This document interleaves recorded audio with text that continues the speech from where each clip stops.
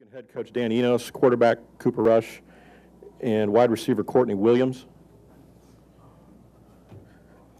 Yeah, Coach, if I ask you to make an opening statement, then we'll take questions. Well, it was entertaining. So, as bowl games should be, it was entertaining. I thought Coach Brom and his staff did a tremendous job. The quarterback is a very good player. They have great skill in offense. They're very, very well coached. And we knew going into the game this would be a big challenge for our defense, and it certainly was. And they got out to a big lead, and we challenged them at halftime, really challenged them at halftime about playing with pride, and just kind of kept inching back in the game, and guys kept believing, got some momentum, and then, really made a great play at the end of the game. A bunch of guys, Jesse Kroll, Deion Butler, Courtney Williams, Titus Davis, got in, and then we thought we could go for two, try to win the game right there rather than to go to overtime, because we were having problems slowing them down, and just thought we had momentum, and our team wanted to go for two, so we went for two. But great experience of this bowl, great week. Couldn't be prouder of our players, the way they represented themselves throughout this week while they were here. Like to thank Popeyes, and I'd like to thank the Bahamian people for their hospitality. Just an unbelievable bowl experience. I've been to about 10 or 11 of them now, and this is phenomenal. Okay, we'll take questions now.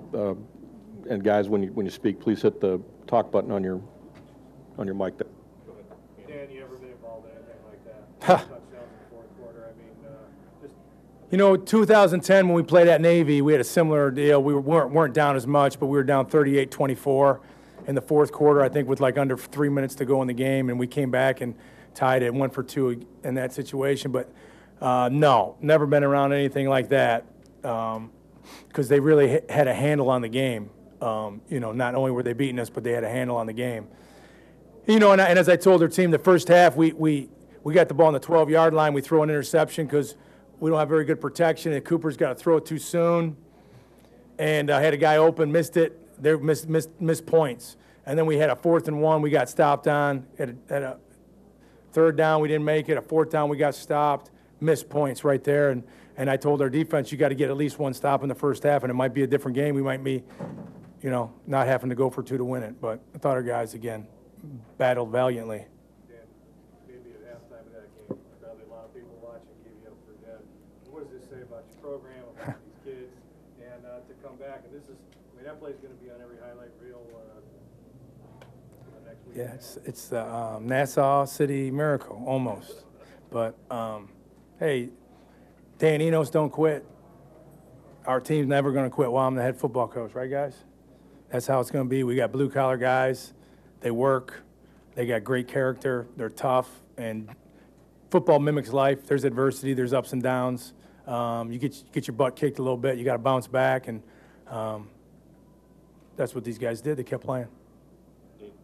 Coach, at what point did you have it in your head, we're going to go for two? 3 seconds before it happened. I actually sent the PAT field goal team on initially. And then I was like, someone said, what about going for two? And I just clicked. I said, whoa, good. And then I looked at some of the players. What do you got? And they said, let's do it. Let's win the game. And we had Courtney Williams on one side and Jesse Kroll on the other side. We got a little read routes we run. And both those guys, Courtney and Jesse, are great fade runners and slant runners. And Cooper had thrown 7 touchdown passes already in the game, so we figured he was pretty hot. And we didn't want to go overtime because we had trouble stopping them all day. Titus was hurt too. And then we just thought we had momentum. We would try to win the game. Can you describe that last play, the way you saw it? Pressure button, Court. It was pretty much just that's something that we do just about every pregame, I would say, on a Friday leaving out. And it's something that Coach Enos just tell us to keep in the back of our head. We don't actually rep it at all times, but we just make sure we know our routes and things like that. And then we just leave it up to fate and just never quit, like Coach said. What, does that play have a specific name to it or something like that? Or Hurricane. In that situation, I mean, it looks like on the playground. I mean, but I mean, in that you just kind of get close to the guy and stay behind him. Is that how we're playing it in this situation? Oh, yeah, just whatever you can to get the ball into the end zone. That's what we're trying to do. Cooper, how about you, Dave, man?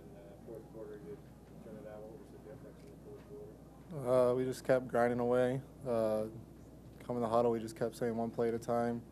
Next thing you know, it keeps racking up, and you look, and the score's getting closer and closer. Next thing you know, we have a chance to win it. On the two-point conversion, were you throw to Jesse at that point, or Yeah, it was Jesse. and on that, that's kind of a fade. Yeah.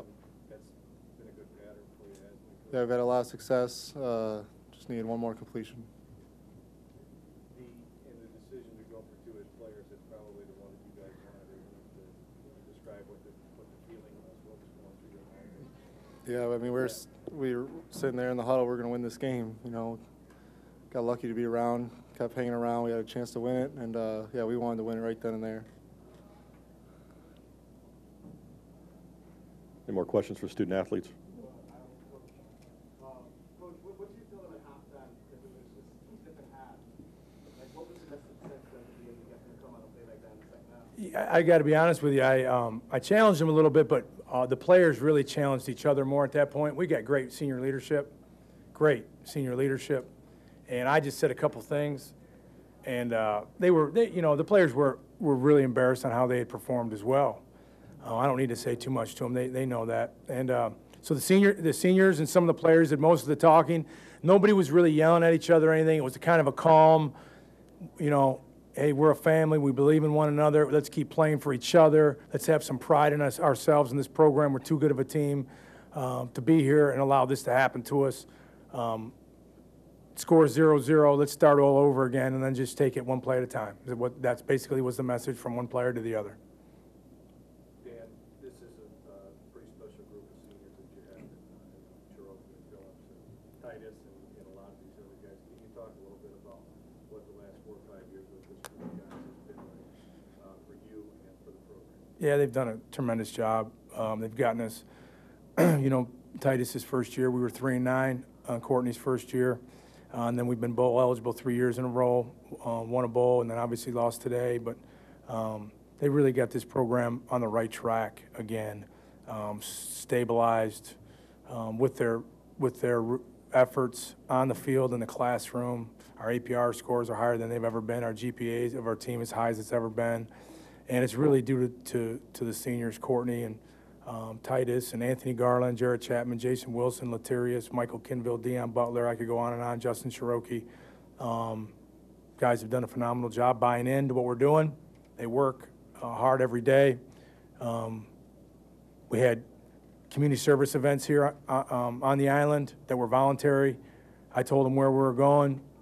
We needed 4 or 5 guys to go. We had 55 guys sign up and not taking a whole afternoon at Atlantis Resort to go to an orphanage and to go to a kids clinic here on the island, and totally by volunteering. And I think that speaks volumes of the character of our football team.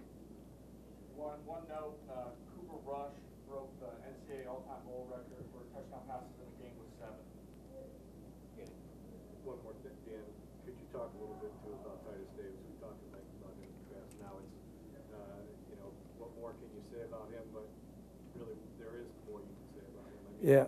how poetic that he's the guy that scores a touchdown. And 6 catches, 142 yards, 4 touchdowns, outstanding. Courtney, 2 touchdowns. So between our 2 seniors, 6 touchdowns today. Both those guys have brought tremendous leadership.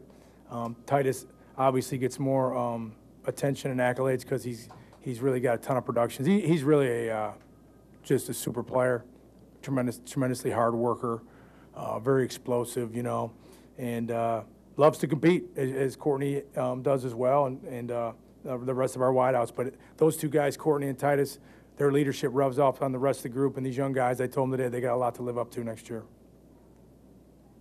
Anything else? Okay, thank you, gentlemen.